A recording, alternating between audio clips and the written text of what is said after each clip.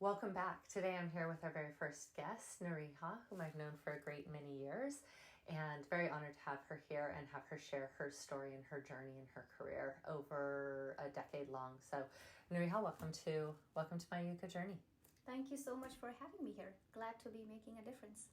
Fantastic. We're going to get straight into the questions. I've got some questions for Niriha today, and I'm hoping, actually I believe very firmly, that by having Niriha answer these questions, it'll give you some insights into what it's like to get started in the business world and what an early career may look like and how an early career may transform into something completely different. You grow and you evolve, and there's certain things that you like and certain things you don't like, and so we're going to unpack a little bit about Niriha's journey over the last decade.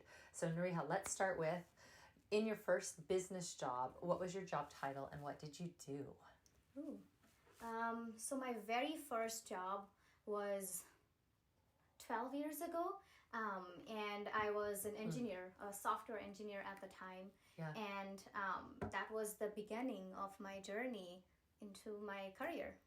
So I did a lot of work behind the scenes at the time, doing a lot of front-end as well as back-end coding. So that was the beginning. Fantastic. And then after that, I believe you moved into project management. That is correct. Tell us a little bit about that. Yes, so after I think little less than 2 years, I moved into project management, which was very fun for me, very intuitive to me, I would want to say. I was thankful for my superiors and mentors at the time that recognized that I'm going to be better at project management, and more importantly, I wanted to be able to make a difference in anything I do, and so software engineering wasn't doing that for me. So I had to make sure that I recognize that, accept that, and then be open to learning and adapting. So project management was it for a few years. Fantastic. And in your current role, what do you do now? Yes. Tell me about your current role and what do you do. So title of your role, what you do, what difference you're making. Sure. Unpack that for us a little bit.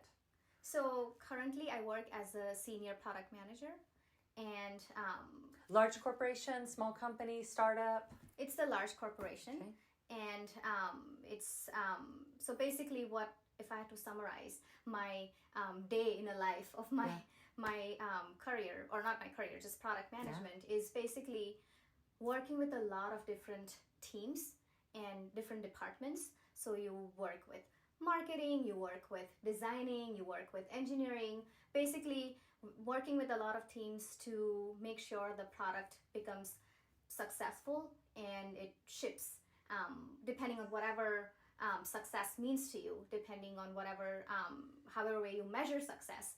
But basically making sure that you work with all these people who are great at what they do, making sure you bring them along and ship your product. So let's say, what's the difference between product management that you're doing now and project manager, which you'd had previously as a role?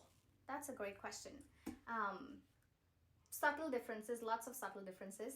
So project management, based on what I experienced and understand, is you will work with one particular area, whatever big or small that project is, right? You figure out what are the different goals and what's the completion date, and then that's about it. You wrap it up, you're done. Versus with product management, there's lots of different lenses that you'll have to cater to, right? You want to make sure who's your target audience, what does success mean to your company, how do you bring in revenue to the company. So I think with project management, you want to make sure that you get things done. I mean, with product management also, but with the scope is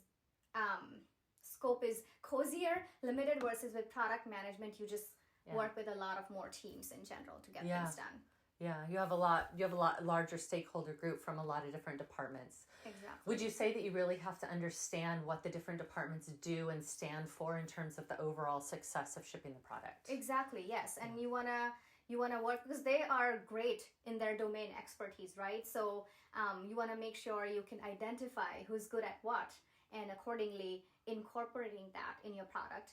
And as far as my role goes, making sure everybody works together as a team, and not only that, but also making sure that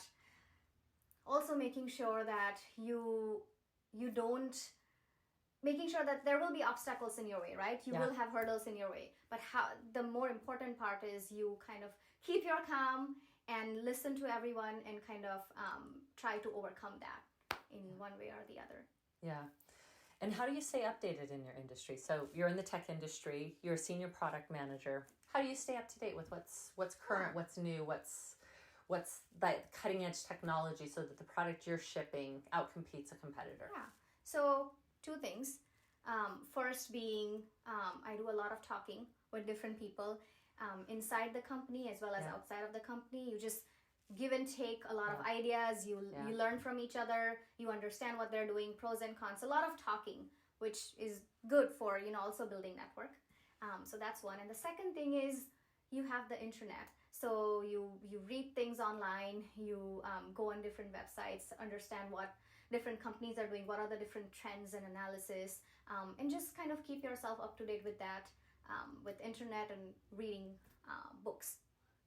So I'm going to switch gears a little bit on you. What is one lesson that you've recently learned that you wish you would have learned years earlier in your career? What is something that you wish that everybody knew very early on in their career that as you look back, you're like, if I would have learned this sooner, it would have made a difference in me getting to where I am now? Oh, that's a big one. That's a big one. I think that being open-minded is a big one. Especially that worked out for me, even though you may be in an uncomfortable area, uncomfortable zone, but being open to change and learning what's out there. So you know what you're comfortable with, what you're good at, rather than just accepting and just doing what you're being told to do or what you think you're good at. Being open to learning and seeing what's out there, trying it out, and then seeing what works for you. So just being open to change. Okay. That's one thing that I feel like if I knew sooner, I could, maybe things would have been better. Who knows? Less challenging. Perhaps. Or easier to overcome the challenges because you're more open-minded about this thing or that item. Sure, fair enough. Last question for you. Okay. What advice do you have for someone just starting their career? Trying to think what I did 12 years ago. When you just started, what was something that you did that you were like, you know what, that went really well for me. I did that, and I would recommend that everybody does it because it has wide application and it really works towards your success in your future. Maybe the results aren't even visible in year 1 or year 2 or year 3, but when you look back and you're like, I'm really glad I did that thing. I think the first thing that comes to mind is, depending on who you're working with, right?